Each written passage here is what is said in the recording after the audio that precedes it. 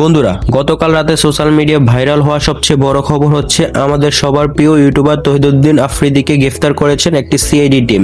বরিশাল নিজ বাসা থেকেই সিআইডি তাকে নিয়ে গেছেন। আর এই ঘটনা ঘিরেই ইতিমধ্যে ভক্তদের মাঝে তোলপাড় শুরু হয়ে গিয়েছে। কেন তহিদ আফ্রিদিকে গ্রেফতার করা হলো? হঠাৎ সিআইডি টিম এসে দরজায় নক করেন। বাড়ির ভেতরে প্রবেশ করেই তারা তহিদ আফ্রিদিকে ডাকতে শুরু করে। সে সময় আফ্রিদির স্ত্রী বারবার অনুরোধ করেন সিআইডি অফিসারদের সাথে, দয়া করে ওনাকে এখন নিয়ে যাবেন না, আমিও যাব সাথে। এই কথাটি বলতেছিলেন তহিদ আফ্রিদির স্ত্রী।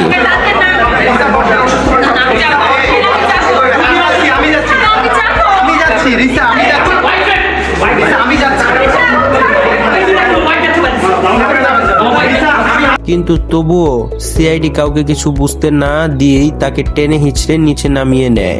এই দৃশ্য দেখে আশেপাশের মানুষ হতবাগা হয়ে যান এবং কি সোশ্যাল মিডিয়াতেও খুব ভাইরাল হয়ে গিয়েছে এই খবরটা। কেননা তহিদ আফ্রিদি এক সময়কার ভালো একজন কন্টেন্ট ক্রিয়েটর ছিলেন। সোশ্যাল মিডিয়ায় অনেকেই লিখছেন হঠাৎ করে কেন তাকে গ্রেফতার করা হলো। কেউ বলছেন তার কন্টেন্টের কারণে গ্রেফতার করা হয়েছে, আবার কেউ বলছেন এর পেছনে অন্য কোনো রহস্য লুকিয়ে আছে।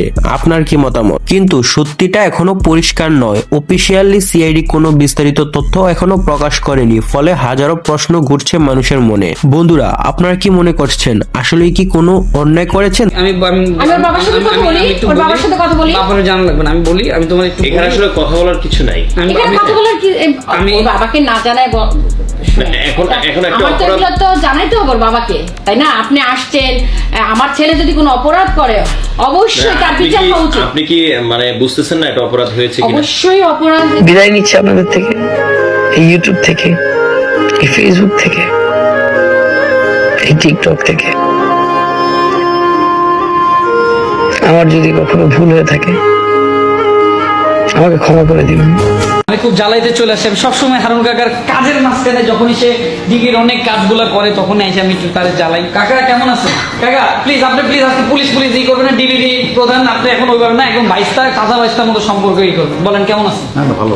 আচ্ছা কাকার কাছে আমার একটা প্রশ্ন আছে। কাকা, মানুষ যখন বিপদে পড়বে তখন কি করবে? ডিবির সাথে কিভাবে কন্ট্যাক্ট করবে? তহিদ আফ্রিদি নাকি ভুল ভাবে তাকে এভাবে গ্রেফতার করে নিয়ে গিয়েছেন সিআইডি? আপনার কি মতামত তা কমেন্ট করে জানিয়ে দেবেন।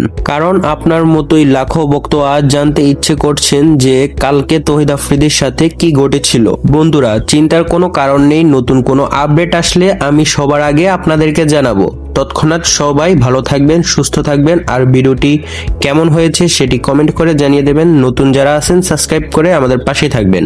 ধন্যবাদ। আসসালামু আলাইকুম।